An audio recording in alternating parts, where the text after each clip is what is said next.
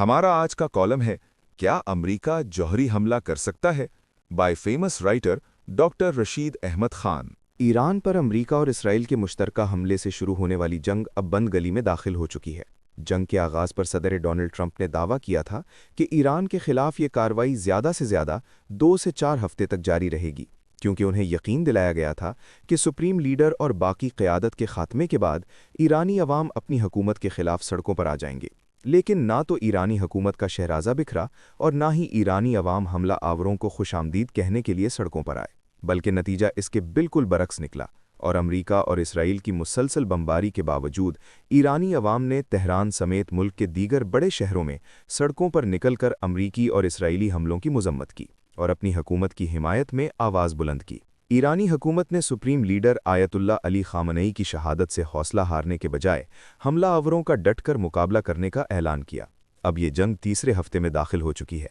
और मज़ीद कितने अरसे तक जारी रहे भी इसके बारे में डोनाल्ड ट्रंप हतमी तौर पर कुछ भी कहने से कासिर हैं। जैसा कि कहा जाता है कि आप जंग शुरू तो अपनी मर्जी से करते हैं, मगर उसे ख़त्म करने का इख्तियार आपके हाथ में नहीं होता, क्योंकि जंग बहते हुए पानी की तरह है जो कुदरती कवानीन के तहत अपना रास्ता खुद बनाता है। वक्ती तौर पर पानी ज़ख़ीरा करके या रास्ते में रुकावटें खड़ी करके इसका बहाव रोका जा सकता है या रुख मोड़ा जा सकता है, मगर उसे हमेशा के लिए कैद नहीं किया जा सकता। यही हाल ईरान के खिलाफ अमेरिका और इसराइल की छेड़ी हुई जंग का है। हमला आवरों ने जिन मफरूज़ों की बुनियाद पर इसे अपनी मर्जी से शुरू और मर्जी से ख़त्म करने की मंसूबाबंदी की थी, वो सब गलत साबित हुए हैं। अब वो इस जंग से निकलने का सोच रहे हैं, मगर वियतनाम, अफ़गानिस्तान और इराक़ की मिसालों को सामने रखें तो साबित होता है कि अमेरिका जंग छेड़ने की तो बेपनाह इस्तेदाद का मालिक है, मगर उससे निकलने के लिए इसके पास कोई वाज़ेह हिकमत अमली नहीं होती। ईरान के खिलाफ जंग अमेरिका के कंट्रोल से बाहर हो चुकी है, क्योंकि ईरान ट्रंप के अल्टीमेटम के बावजूद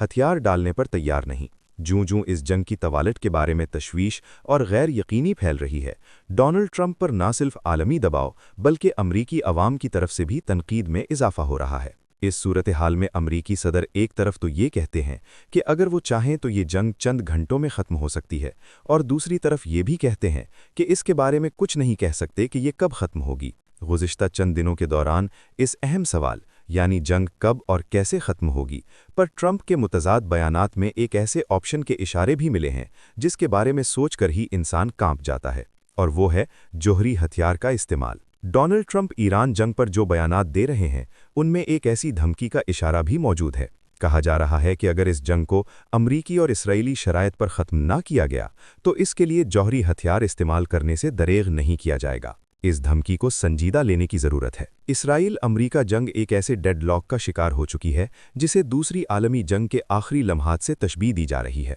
मई 1945 में जर्मनी के हथियार डालने के बाद यूरोप में जंग ख़त्म हो चुकी थी। मंचूरिया में चीन और सोवियत यूनियन के हाथों जापानी अफवाज का सफाया हो चुका था, मगर जापान के जजीरों पर तैनात जापानी फ़ौज हथियार डालने से इनकारी थी। अगरचे एटमी हथियारों के इस्तेमाल को किसी लिहाज से भी जायज़ नहीं समझा जा सकता, मगर अमरीकी मौक़िफ़ के मुताबिक जंग को फौरी तौर पर ख़त्म करने के लिए ये वाहिद ऑप्शन था। 6 और 8 अगस्त 1945 को बिलतरतीब जापान के 2 बड़े शहरों हिरोशिमा और नागासाकी पर अमरीकी सदर हैरी ट्रूमैन के हुक्म पर एटम बम गिराए गए, जिसके बाद जापान ने फ़ौरन हथियार डाल दिए और जंग ख़त्म हो गई। सदर ट्रंप अगर इस मिसाल को दोहराना चाहते हैं तो उन्हें मालूम होना चाहिए कि ईरान के खिलाफ जंग और दूसरी आलमी जंग में बहुत फ़र्क है।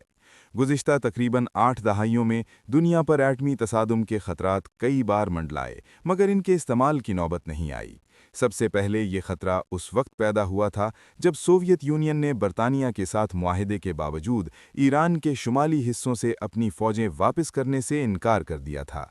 तब भी अमरीकी सदर हैरी ट्रूमन ने स्टालिन को अदम पैरवी की सूरत में एटम बम इस्तेमाल करने की धमकी दी थी। दूसरा खतरा 1956 में पैदा हुआ जब मिस्र के सदर जमाल अब्दुल नासिर ने नहर सुएज़ को कौमी मलकियत में ले लिया और बरतानिया और फ्रांस ने इसराइल के साथ मिलकर मिस्र पर हमला करके नहर सुएज़ के इर्द गिर्द कब्जा कर लिया था। इस जंग में अमेरिका शरीक नहीं था, लेकिन सोवियत यूनियन ने बरतानिया और फ्रांस को फौरी जंग बंद करने और फ़ौजें वापस बुलाने का मुतालबा किया। बसूरत दीगर लंदन और पेरिस को एटमी बम बरदार रॉकेटों से तबाह करने की धमकी दी, तो अमेरिका ने इस धमकी के जवाब में मशरकी बहीराए रूम में अपना बहरी बेड़ा दाखिल कर दिया, जिस पर एटमी हथियारों से लैस बमबार तैयारे भी मौजूद थे।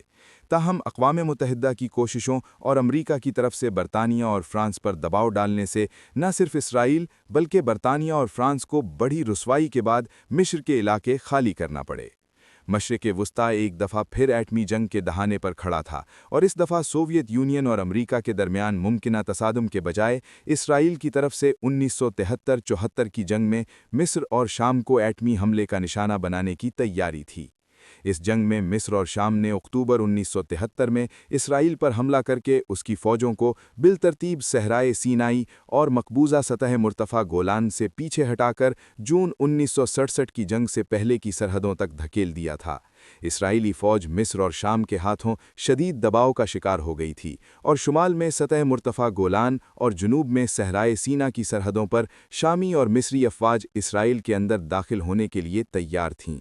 کہا جاتا ہے کہ اس موقع پر اسرائیل نے ایٹمی ہتھیار بمبار طیاروں اور میزائلوں میں نصب کر کے مصر اور شام پر حملہ کرنے کی تیاری مکمل کر لی تھی، اور امریکہ نے بھی ایٹمی الرٹ کا اعلان کر دیا تھا۔ تاہم امریکہ کی طرف سے اسرائیل کے تباہ شدہ ہتھیاروں، خاص طور پر ٹینک، آرٹلری اور ان میں استعمال ہونے والے گولہ بارود کو ایک ایئر کوریڈور کے ذریعے اسرائیل پہنچانے اور بحیرہ روم میں اپنے بحری جہازوں پر نصب جاسوسی آلات کے ذریعے مصری افواج کی لوکیشن اور نقل و حرکت کے بارے اسرائیل کو مطلع کرنے سے جنگ کا پانسا پلٹ گیا۔ وہی اسرائیلی فوج جو بھاری جانی اور حربی نقصان اٹھا کر اپنی سرحدوں پر دفاعی پوزیشن اختیار کرنے پر مجبور ہو گئی تھی، نہر سویز کو عبور کر کے نہ صرف مصری افواج کو گھیرے میں لینے میں کامیاب ہو گئی تھی، بلکہ قاہرہ پر حملہ کرنے کی پوزیشن میں بھی آ چکی تھی۔ ٹرمپ ایران کے خلاف آخری چارہ کار کے طور پر ایٹمی حملے کی دھمکی دے رہے ہیں، مگر جس طرح انہیں نہ صرف سفارتی بلکہ قانونی اور اخلاقی طور پر بھی اس جنگ میں ایک کے بعد ایک شکست کا سامنا کرنا پڑ رہا ہے، اس بات کا بہت کم امکان ہے کہ امریکہ اسرائیل کی خاطر ایران کو ایٹمی حملے کا نشانہ بنائے۔ Thank you for watching. If you like the video, do like, share, and subscribe.